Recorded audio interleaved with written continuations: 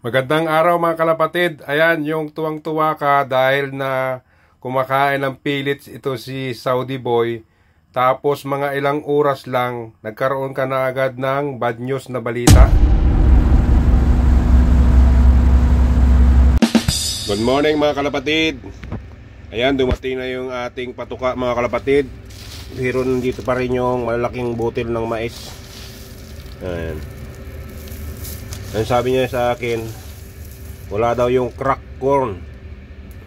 Tapos sabi niya sa akin ng Saudi, i-try ko daw itong pellets. Itong pellets nito. Pag nagustuhan daw ng kalapati ko, ito na lang daw yung ipapakain niya, bibilihin niya. Yan.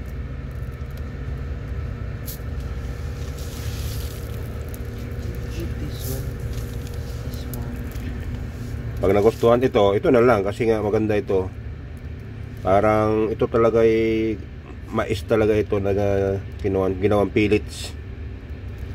Papakain natin ngayon mga kalapatid. Mga kalapatid, dinalhan din ako ng dahon ng buli. Ayan o. Yung bata pa na buli, yung maliit pa lang na buli. Dits pala, dits. Dahon ng dits. Ihimay-himayin ko daw ng ganitong pino, tapos ibigay sa kalapati. Ito daw magandang gawin na pugad ng kalapati. Yan, ihimay-himayin natin mga kalapatid at ibigay natin sa ating mga kalapatid. Ayan guys, kinakain din nila. Pero pan pa sila yung iba alangan na alangan talaga magtuka.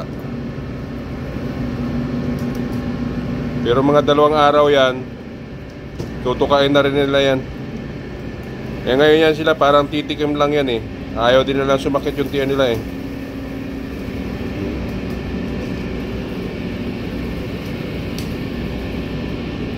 Kasi panibagong branch na naman yung nadala ng kaibigan natin. Ang sabi niya, i-try ko daw kung kakainin ng kalapati. Pag kinain ng kalapati, yan na lang bibilhin. Mas maganda daw yan crack corn, yung pellets. Pero parang ayaw talagang kainin Hinahaluan pa natin ito para mag-agawan sila. Mag-agawan sila, makakain nila yon, matitikman nila yan mga kalapatid Yun talagang ganun yung kasi yung alam nilang patuka dati.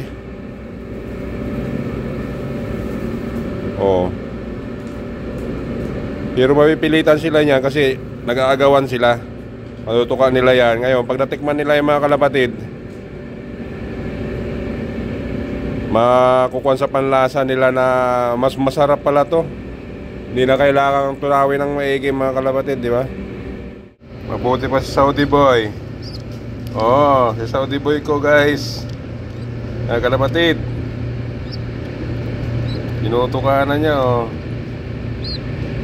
Ay nako, sige Saudi Boy lang makakaubos ito. Hello mga kalapatid. Ayan, kung nakaabot ka dito sa video na ito mga kalapatid, pasensya na talaga mga kalapatid. At humihingi ako ng sorry sa mga follower natin. Ito ang aking update dito kay Saudi Boy. Ito na yung kanyang unang kain ng pellets at huling kain din ng pellets mga kalapatid. Kasi maya maya mga kalapatid, after 1 hour na nakakarating pa lang sa platform, biglang merong dumating na bad news.